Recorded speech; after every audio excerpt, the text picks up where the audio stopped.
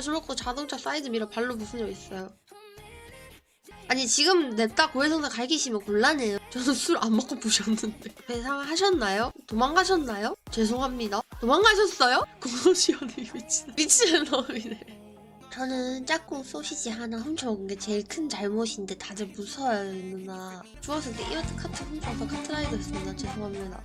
나도 그런 적 있는데 그거는 난 홈플러스.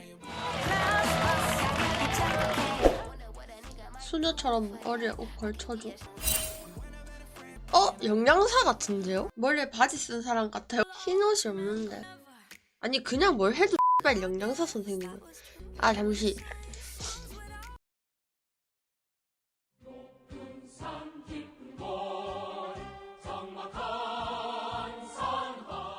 야 국립선 누가 쳐건드렸어 이 미친. 야 군대 얘기 그만하세요. 싹 다 잡아들여. 싹 다 구속시켜.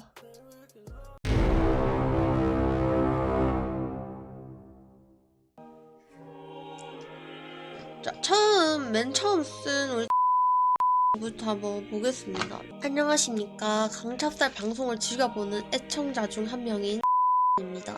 저는 평소 찹쌀님의 방송을 재밌게 시청 중인 사람 중 한 명이지만 찹쌀님의 순수한 미소를 볼 때면 이따금씩 가슴이 저려오는 느낌을 받았습니다. 아마 그 이유는 제가 과거에 저지른 끔찍한 잘못 때문이 아닐까라는 생각이 듭니다. 따라서 저는 이 자리를 빌려 철없고 어리석었던 시절 저의 죄 3가지를 고백하려고 합니다. 5년 전 제가 초등학교 5학년 때 일입니다. 당시 학교에서는 월드비전 사랑의 빵 캠페인을 진행 중이었습니다.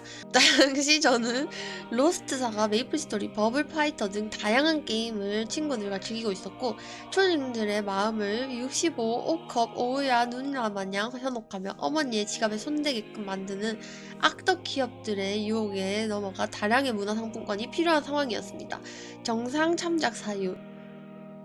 한 달이 지나고 반 친구들이 열심히 학용품과 간식을 사고 남은 거스름돈이 탐욕스러운 저금통에 멧돼지를 가득히 채웠을 때 선생님은 교탁 위에 저금통을 제출하라고 명령하셨습니다.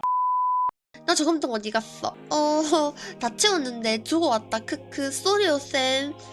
저는 당연히 저금통에 돈을 모으지도 제출하지도 않아서 선생님께 몇 번의 꾸중을 듣고 넘어갔지만 친구들이 열심히 모은 교탁 위에 쌓여있던 노란 저금통은 어린 저에게는 마치 금괴가 쌓여있는 모습처럼 보였습니다.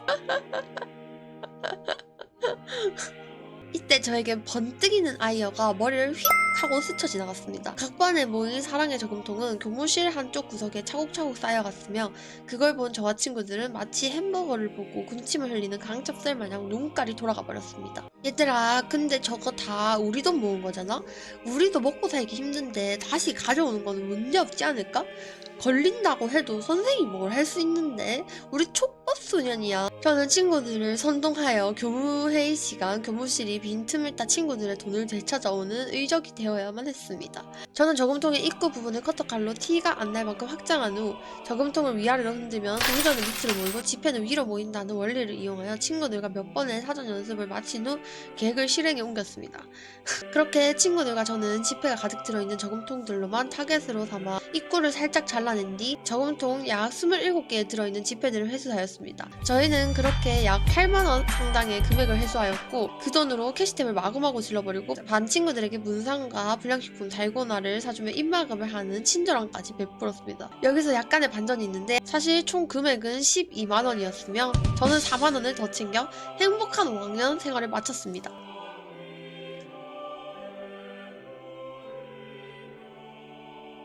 형제여 회개하소서. 자, 이까지는 회개 가능합니다. 두 번째 고백. 이번 이야기는 사실 제 잘못은 별로 없다고 생각합니다. 펑펑 눈이 내린 어느 날 저와 제 단짝 친구는 학원에 지각할 위기에 놓이고 맙니다. 정상 참작 사유. 자꾸 정상 참작 사유를 어필하는 게 진짜 꼴받네요. 하지만 계속 읽어보겠습니다. 당시 초등학교 4학년이었던 저와 제 친구는 학원에 늦으면 된다라는 생각을 하지 못한 채 즐겁게 놀이터에서 놀고 있었습니다.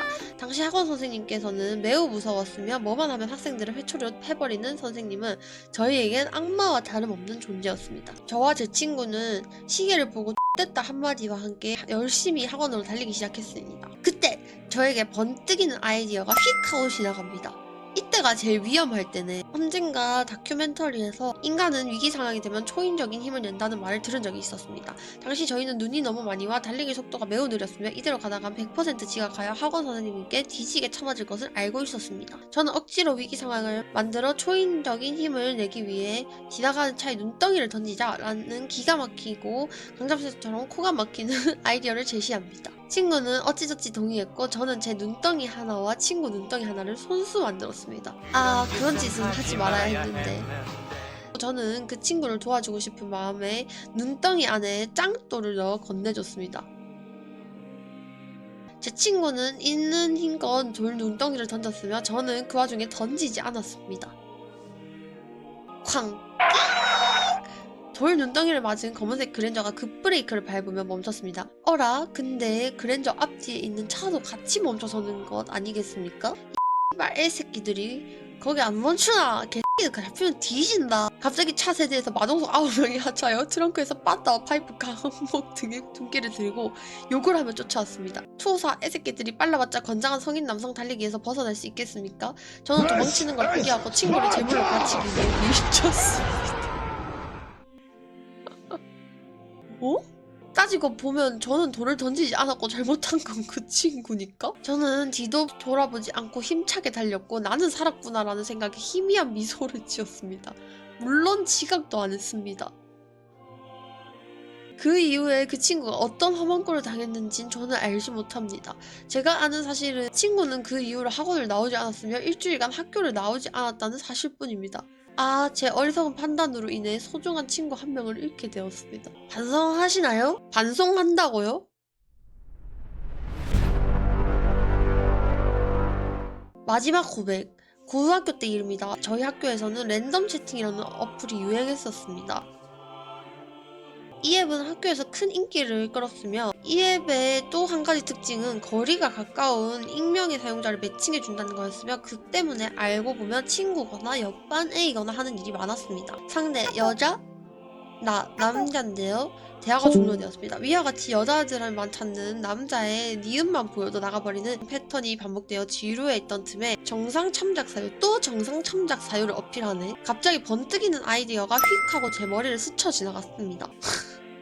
상대 여자? 응, 여자. 몇 살이야? 18살. 너는? 나도 18살. 동갑이네. 일명 네카마, 여자인 척을 해서 랜덤 채팅에 존재하는 여비새들을 낚아버릴 생각으로 대화를 이어나갔습니다. 8km 가깝네. 무슨 고등학교 다녀? 땡땡 고등학교. 일부러 다른 고등학교 말함.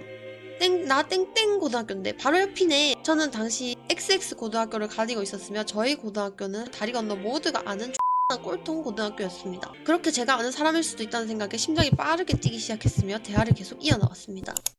This is not okay. This needs to stop now.